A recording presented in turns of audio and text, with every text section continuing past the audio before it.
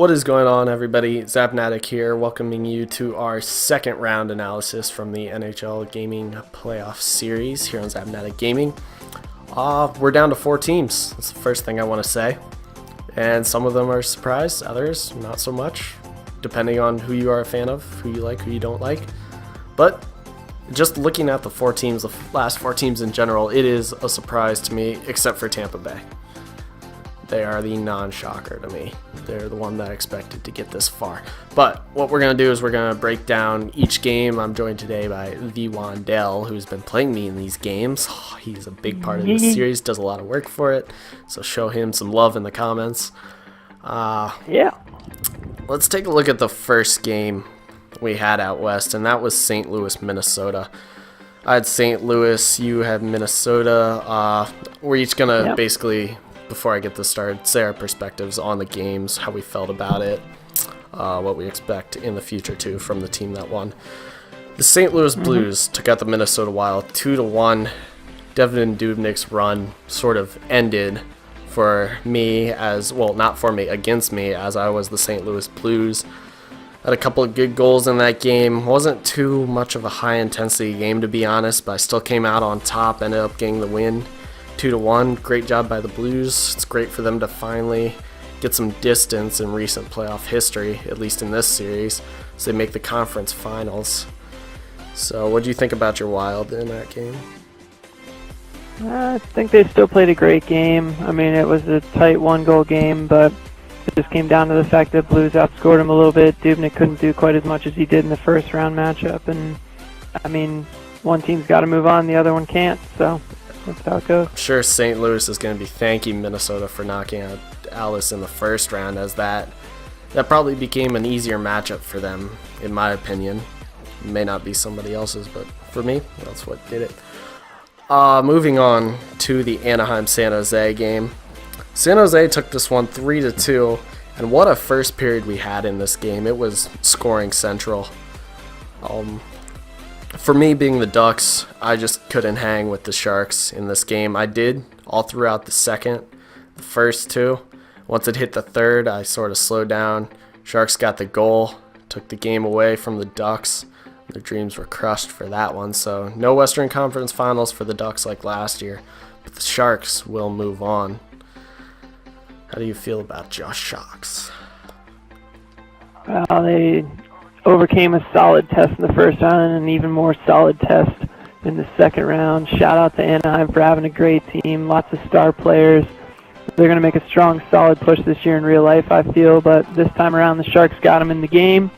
My boys from the West Coast, we're going to move on to the conference final and take on St. Louis, and it's going to be San Jose on top. That's my early prediction. San Jose over St. Louis. I believe I'm going to take out the Sharks with St. Louis, just dispose of them. So we shall see what happens there. Stay tuned for that as we move over to the Eastern Conference. It was the Tampa Bay Lightning taking on the New York Islanders in Tampa Bay, and another overtime win for the Lightning. Just a great game, great overall performance. Every single player played hard in that one. Tampa Bay really had not too much of a problem with the goaltending. Just took a while to put that game away for the Lightning. I feel like everybody played very strong. Bishop was great in net, and they move on to the conference finals. How about the Islanders? Oh, that was a tough loss for the Isles. They were looking to make a solid push, a healthy team this year, and I mean, unfortunately, they just didn't quite make the full stretch out there, but they hit a hot Lightning team. I mean, full regards to them doing their excellent come from behind as they do, and at least we took them to OT, but it just ends up that way. Yeah, and this could be completely different in the real life series due to Tampa Bay's injuries, missing Steven Stamkos.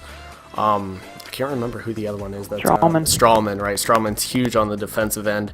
I was about to say Tyler Johnson, but he came back and played well in Game 1 in real life. But in our series, it's the Lightning moving on to face the Penguins, and the Penguins, who have came off just a massive win against the Washington Capitals. As I used the Penguins in Game 7, came away with that one 2-1 on the road. We, as the Penguins, we came out early, made our statement, made our presence known, took an early goal forced the Caps to play back, just had them on their heels for most of that game until the Caps scored, and this was the turning point in the game when the goal was waved off for the Washington Capitals. That would have tied the game. I feel like that took the wind straight out of their sails, and the Penguins just capitalized on another one and finished off the game. Fleury outstanding that game for me.